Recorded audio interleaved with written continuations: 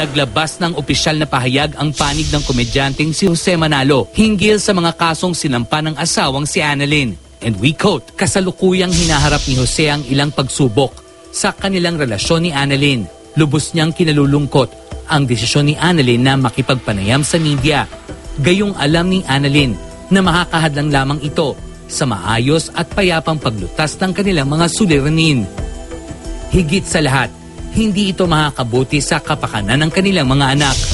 Nakatanggap si Jose ng kopya ng complaint affidavit ni Annalyn ukol sa di umano'y paglabag ni Jose sa Republic Act 9262. Naisangguni na ito ni Jose sa kanyang mga abogado para sa karampatang aksyon. Pinayuhan si Jose na pansamantalang huwag magbigay ng anumang pahayag patungkol sa nabanggit na akusasyon.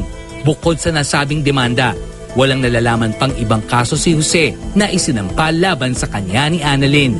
Miyerkules, March 14, nang itakda sa San Juan Prosecutor's Office ang preliminary investigation kaugnay ng paglabag umano ni Jose Manalo sa Republic Act 9262 o Anti-Violence Against Women and Children na isinampa laban sa kanya ng asawang si Annalyn nitong February 27.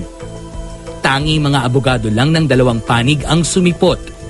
Which is about to file a counter affidavit. Ayan, I can't comment on that. Sorry.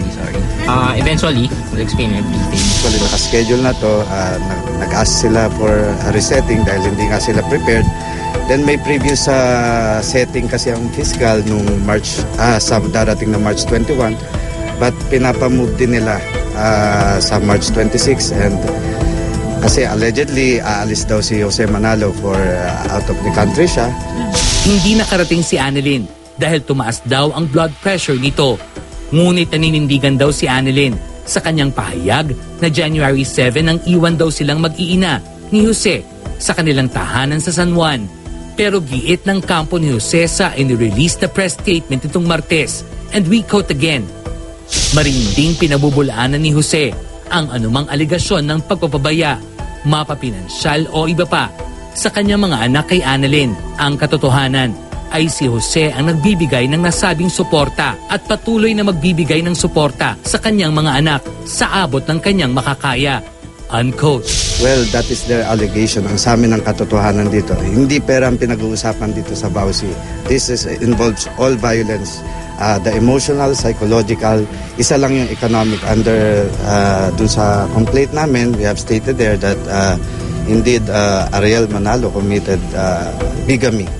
Okay. Yes, kasi kasal sila ni Annalyn noong 1985 pa, then kinasal ulit si Jose sometime 1994. Again, we quote from Jose's official statement. Mariing pinabubulaanan ni Jose ang pahayag ni Annalyn na siya ay may ibang karelasyon. Ito ay kanyang sasagutin sa wastong paraan at sa tamang panahon. Unquote. Paano naman ang mga kasong kinakaharap umano ni Annalyn?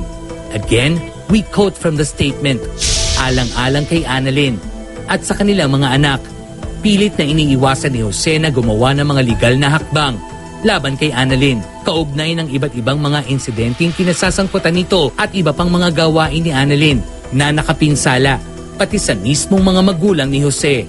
Unquote. Kung si Jose raw ang masusunod, saad pa sa kanyang pahayag, and again we quote, nakikiusap si Jose sa media na bigyan sila ni Annalyn ng pagkakataong maresolba ang mga pagsubok na ito sa pribado at matahimik na paraan. Unquote.